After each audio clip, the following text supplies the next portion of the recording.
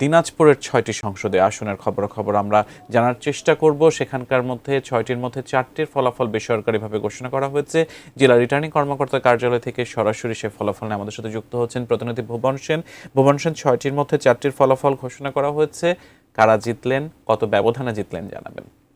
দিনাজপুরের ৬টি সংসদীয় আসনের ইতিমধ্যেই ৫টি সংসদীয় আসনের যে ফলাফল সেটি জেলা রিটার্নিং কর্মকর্তা তিনি আমাদেরকে বেসরকারিভাবে জানিয়েছেন এবং ৫টির ভিতরে ৪টিতে বিএনপির প্রার্থী, ধানের শীষের প্রার্থী তারা কিন্তু বেসরকারিভাবে বিজয় লাভ করে।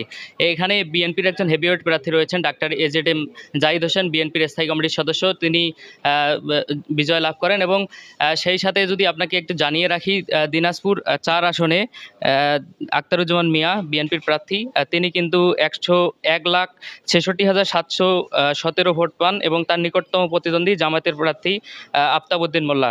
দিনাজপুর ২ আসন, এটি এখনো বেসরকারিভাবে ফলাফল ঘোষণা করা হয়নি। কি বুঝলেন ভাই? অনলি যেটাই চাই। দিনাজপুরে ১ আসন, এটি মঞ্জুরুল ইসলাম বিএনপির ১,৭৯,৩১৪ ভোট পেয়েছেন এবং তার নিকটতম প্রতিদ্বন্দ্বী জামায়াতের প্রার্থী মতিউর রহমান।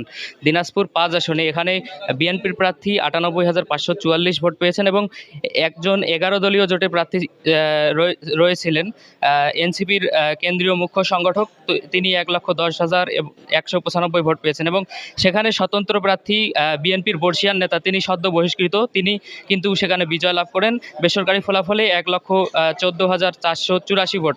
এবং দিনাজপুর ৬ আসনে বিএনপির স্থায়ী কমিটির সদস্য ডাক্তার এজেডএম জাহিদ হোসেন, তিনি কিন্তু ২,০৫,১১৮ ভোট পান। তো দিনাজপুর ৬ আসন থেকে ডাক্তার জাহিদ হোসেন বিজয় লাভ করেন। এখন পর্যন্ত আরেকটি আসনের ফলাফল ঘোষণা রয়েছে, তবে সকাল থেকে নিরবিচ্ছিন্ন ভোটদান কার্যক্রম শেষে ফলাফল ঘোষণা করছেন। এখন একটি আসনের বাকি রয়েছে, আসনটিতে ফলাফল জানা গেলে আপনাদেরকে জানানো হবে। সিয়াম।